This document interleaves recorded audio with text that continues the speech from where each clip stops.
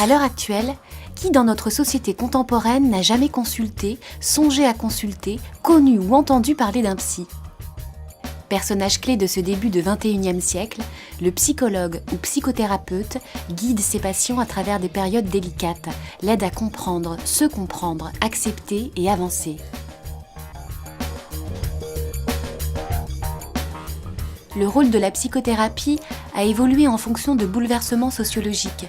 Mais malgré des cas de dépression multipliés par 7 en 30 ans, la consultation est-elle nécessaire à chaque fois ou peut-on parler d'effet de mode ? Outre la psychothérapie, la psychologie est omniprésente au quotidien.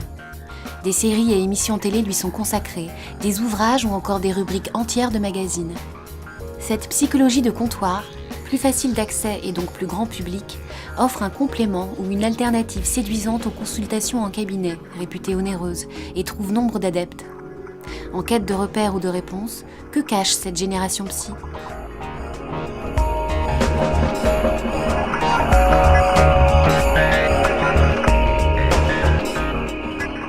Progressivement, on est passé dans une société dans laquelle c'est plus infamant d'avoir des problèmes. On a le droit d'avoir des problèmes, on a le droit d'aller en parler, on a le droit d'aller chercher du soutien et de l'aide à ce niveau-là.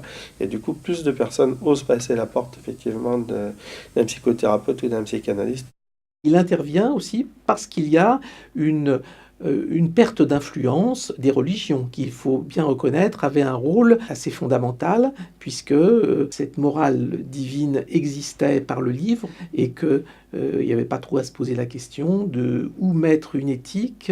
Elle existait, et on n'avait pas à la remettre en cause. On passe d'une société de la culpabilité et du devoir à une société de la jouissance et à une société de l'individu. On parle de société hédoniste, et la société hédoniste, c'est la société de recherche du bonheur. Alors, comment concilier cette recherche du bonheur et cette individualité ? Puisqu'il peut y avoir une réelle ambiguïté entre les deux. D'un côté, nous avons un développement culturel, éducatif, et de l'autre côté, on a un isolement. Alors, souvent, il y a des contradictions.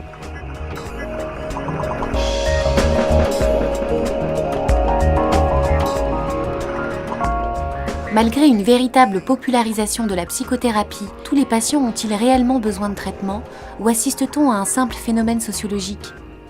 Avons-nous recours au psy pour n'importe quelle raison ou pour faire comme tout le monde ? Il est effectivement devenu courant d'avoir recours au psy, et même dans certains milieux citadins, je dirais, il est de bon ton de dire « mon psy ». Ça veut dire qu'il y a quand même un lien qui est créé et avoir une référence. Quand on est dans l'effet de mode, le travail thérapeutique souvent ne dure pas longtemps. C'est-à-dire que si la personne vient parce que c'est à la mode, elle n'y reste pas. La plupart du temps, la personne vient parce qu'elle ne va pas bien, parce qu'elle trouve des choses trop difficiles à vivre ou trop en déséquilibre dans sa vie. Et là, elle est engagée dans un travail qui va probablement durer plus longtemps et qui sera plus significatif. Entre forces et faiblesses, les acteurs de notre société s'orientent vers différents remèdes, à l'efficacité parfois variable, afin de se réconcilier avec leur image, leur quotidien, ou simplement chercher conseil.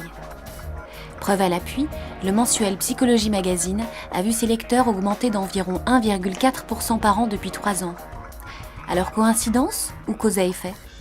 On résout pas leurs problèmes psychologiques, on peut quelque part les influencer à aller voir les psychologues. Il faut savoir que 58% des lecteurs suivent une thérapie, et donc quelque part, ce sont effectivement des clés, mais ce n'est pas un placebo à une vraie thérapie avec un psychologue ou un psychiatre. Par ce que nous racontent les lecteurs sur le forum ou en commentant les articles, on s'enrichit nous-mêmes pour les prochains thèmes, les prochains dossiers qu'on prépare, et pour le format papier et pour les articles sur le site web. À 65%, c'est surtout des lectrices qui s'intéressent à Psychologie Magazine parce qu'elles sont plus sensibles et plus à même à se livrer, à essayer de se comprendre aussi. Alors en fait, ma thérapie, elle est toujours pas terminée. Ça fait 1 an et demi que je la suis. Et voilà, j'ai essayé d'arrêter, j'ai voulu en parler à ma psy, justement, lui dire que je voulais arrêter, mais en fait, elle m'a plutôt conseillé de continuer et de la voir plus souvent. Donc là, je suis un petit peu je sais pas encore si oui ou non je continue, voilà. À l'époque de la Grèce antique, la parole était déjà mise à l'honneur afin de trouver un sens à l'existence. Aujourd'hui, la psychothérapie apparaît à son tour comme un pas vers la connaissance de soi. Cette soif de réponse occupe tous les esprits. Mais alors, quand consulter exactement ? Est-il bon de se tourner vers un professionnel à chaque coup dur ou chaque coup de blues ?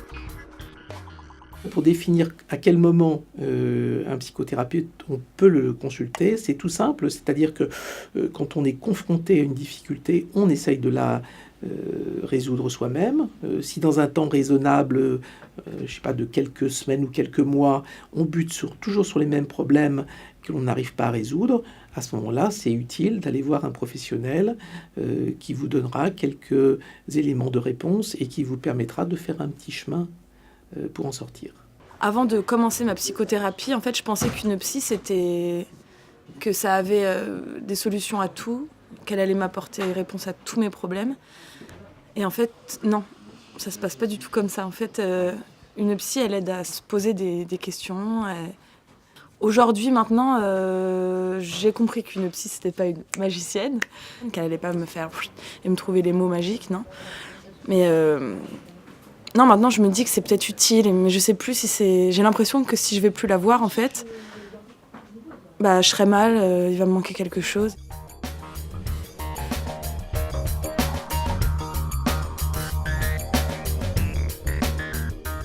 Loin des clichés du psychothérapeute muet griffonnant sur un calepin, un réel dialogue s'installe maintenant, faisant parfois du psy le pilier même de l'existence du patient, comme en témoigne parfaitement la journaliste et auteure Emma Forrest dans son autobiographie Your Voice in My Head. J'ai plus que jamais besoin de Dr R, mais à la place, il me faut affronter cette rupture toute seule, comme les personnes normales le font. Je ne peux cesser d'imaginer ce qu'il penserait de tout ça. Au sein d'une société aux 1000 possibilités, il est facile de s'égarer. Sommes-nous de moins en moins capables de nous prendre en charge ? Et le questionnement permanent de soi serait-il ainsi un poison plutôt qu'une solution ? Doit-on craindre la dépendance ? La dépression, vraisemblablement, se développe à partir de ce qu'on appelle la maladie d'idéalité. Plus la société est structurée, plus le groupe a une vision commune de but à atteindre. Maintenant, nous sommes dans une structure qui fait que il y en a plusieurs, avec des religions, des philosophies différentes qui se côtoient, alors qu'avant, ils étaient vraiment séparés et chacun avait une référence et il ne se posait pas la question de choisir. Et elle était définie une bonne fois pour toutes. Maintenant, il y a une superposition. Et dans cette superposition, certains s'en tirent très bien, et d'autres sont beaucoup plus sans difficulté parce qu'ils ne savent pas bien choisir et ils peuvent se retrouver dans des confusions. Une des évolutions majeures, c'est tout ce qui est d'ordre pharmacologique, c'est-à-dire la production des psychotropes sur les 50 dernières années qui a augmenté de façon considérable et qui fait d'ailleurs que les Français sont les premiers consommateurs de neuroleptiques, par exemple, et d'anxiolytiques en tout genre. Pour autant, on voit bien que la dépendance à des produits médicaux, à des produits pharmaceutiques, ne règle pas le problème de l'équilibre des personnes et la psychothérapie vient répondre à un endroit où les médicaments ne peuvent pas répondre. On parle beaucoup d'addiction actuellement et c'est vrai que les addictions dans certains domaines sont en nette augmentation, que ce soit sur les substances, que ce soit l'addiction à la pornographie sur internet ou que ce soit d'autres addictions de jeux vidéo, etc. Les addictions, ça fait partie des pathologies en augmentation, ça c'est très clair. La psychothérapie est là au contraire pour permettre à chacun de devenir autonome. C'est ça la visée première.